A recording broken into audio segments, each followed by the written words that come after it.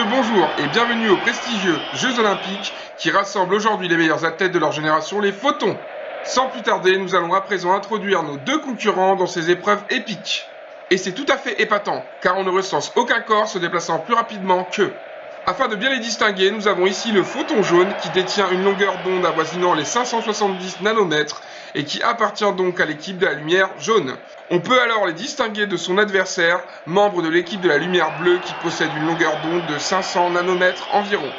Sans plus tarder, nous allons à présent lancer la compétition qui se divisera sous vos yeux en 4 épreuves. Nous allons débuter, si vous le voulez bien, par une course de vitesse de 3,40 m dans l'air. Les deux participants sont à présent en place, le décompte est lancé. Oh là là, la piste est littéralement dévorée par nos deux concurrents dans cette course affolée.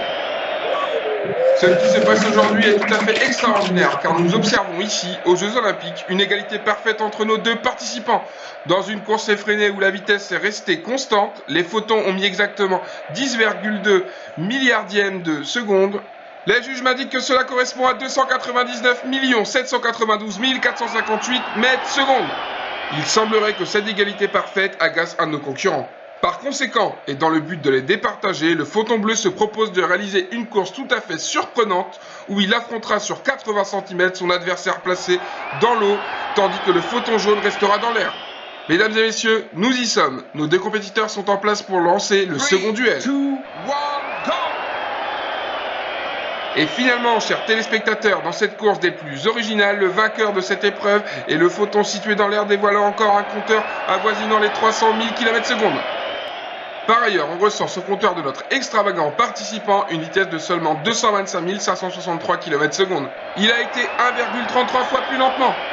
Et pour en terminer avec cette deuxième épreuve des plus singulières, dans les autres milieux que l'air, le photon est légèrement plus lent. Eh bien, mesdames et messieurs, nous allons, si vous le voulez bien, poursuivre ce tournoi avec une troisième épreuve. Autour d'une course d'obstacles, nous allons sonder le principe de réfraction de la lumière. Pour cette épreuve, les adversaires seront mis en compétition sur une course de 1 mètre, sur lesquelles nos chers athlètes devront traverser les 3 milieux suivants, le diamant, le cristal, puis le verre. Voilà, nous y sommes, la course est lancée.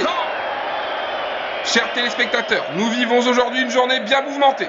Vous avez pu observer, tout comme moi, que lorsque l'athlète entre dans un nouveau milieu, à la perpendiculaire, sa trajectoire n'est pas déviée. Cependant, lorsque ce dernier entre dans un nouveau milieu avec un angle légèrement incliné par rapport à la perpendiculaire, ce dernier est dévié en entrant dans le milieu. C'est ce qu'on appelle dans notre jargon la réfraction.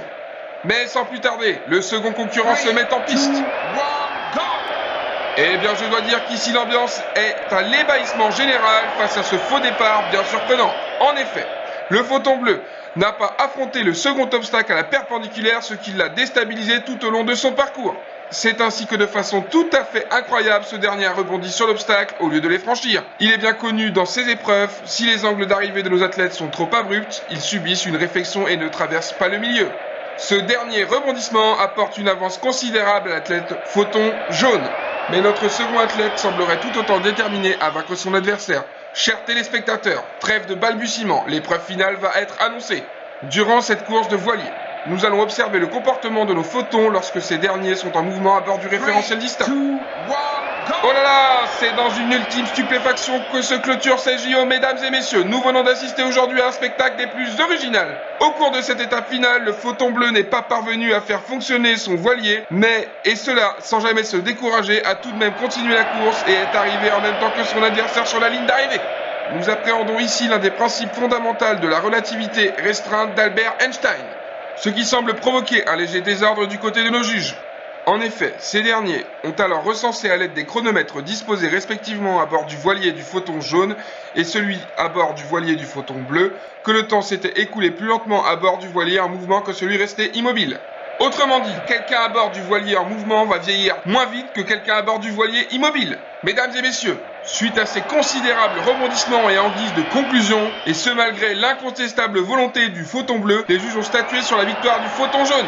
Sur ces dénouements pour le moins originaux et que la compétition a pu revêtir tout au long de ces épreuves, il est temps pour moi à présent de vous quitter. Au revoir.